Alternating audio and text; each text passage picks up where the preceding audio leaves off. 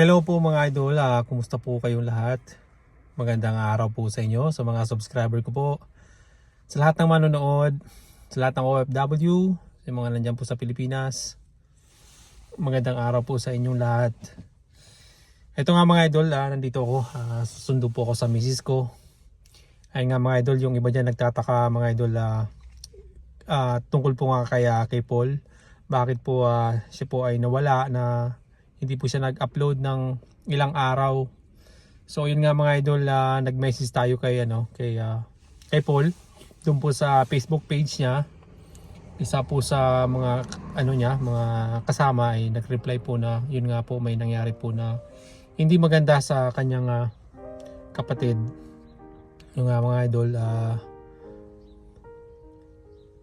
pumanaw na yung kapatid ni Paul mga idol. Kaya po ito medyo hindi siya nakapag-upload, pero nag-upload na po siya mga idol. Pero yun nga mga idol, nakakadurog ng puso mga idol sa nangyari sa kanya mga idol.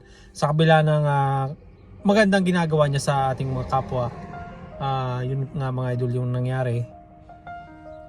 Kinuha ni Lord yung kanyang kapatid. So ang lahat naman ata mga idol, lang lahat ay para sa akin ay may mga dahilan. So nandito na mga idol ang aking misis. Ayan, nagsusundo po ako. So pagpatuloy natin ito mga idol, magdadrive muna po ako. Dito na kami mga idol sa bahay. Ayan, so karating lang namin mga idol. Bawal kasi mga idol mag-drive habang nag ng cellphone. Bawal po, bawal na bawal dito mga idol sa Canada.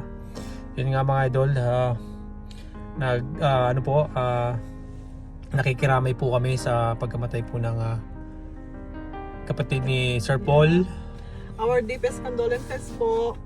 Ayan mga idol, yan po yung misis ko mga idol. So yun nga mga idol, masakit talaga mga idol. Masakit talaga pag nawalan ka ng mahal sa buhay na hindi mo na talaga siya makikita o makakapiling pa. Napakasakit. Kasi naranasan natin yan mga idol. Kahit ako mga idol, ako noon 2020 namatay yung tatay ko mga idol. Nandito na ako sa Canada. So galing po ako ng Taiwan. Bali 6 years po ako sa Taiwan, hindi ko nakapiling. And then plus nung nandito ako sa Canada, sobrang sakit mga idol. Sa mga ganito nangyayari mga idol, parang nare-recall ko mga idol yung sakit pa na naramdaman ko noon. Yan, katulad din kay Sir Paul or kay Paul mga idol. Talagang sobrang sakit. Pero mga idol, kailangan natin tanggapin na ganun talaga yung buhay.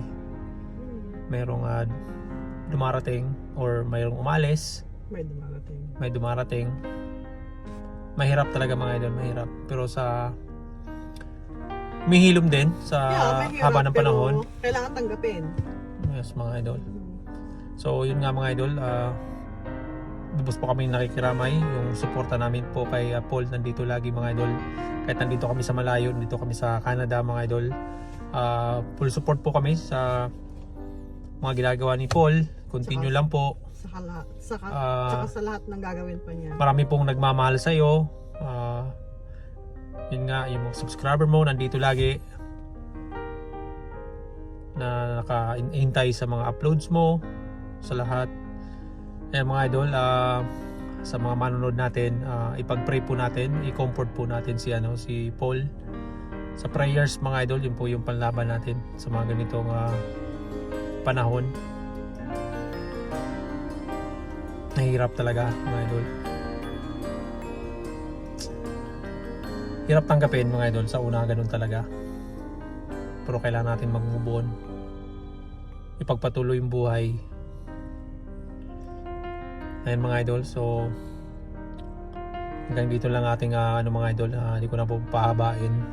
Yun nga rin, yung nabanggit ko kanina mga idol, nakapag-message na ako dun kay nakapag-message na po ako dun sa FB ni Sir Paul. Nagbigay po tayo ng mensahe. Ayan mga idol, so hanggang dito na lang muna po ang aking video. Support Pugong Bayahero mga idol, lalo na sa ganitong pagkakataon. Lalo po nating suportahan. Alam ko naman po na nandiyan kayo lagi para sa kanya. Ako rin po mga idol, lubusan po ako sumusuporta kay Sir Paul sa lahat ng mga ginagawa niya mga idol. At yun nga mga idol, maraming salamat po, and God bless you all mga idol. Bye po mga idol. Bye po! Yan yung anak ko mga idol naghihintay na. Yes! I'm here now! Yeah, yeah. Bye po.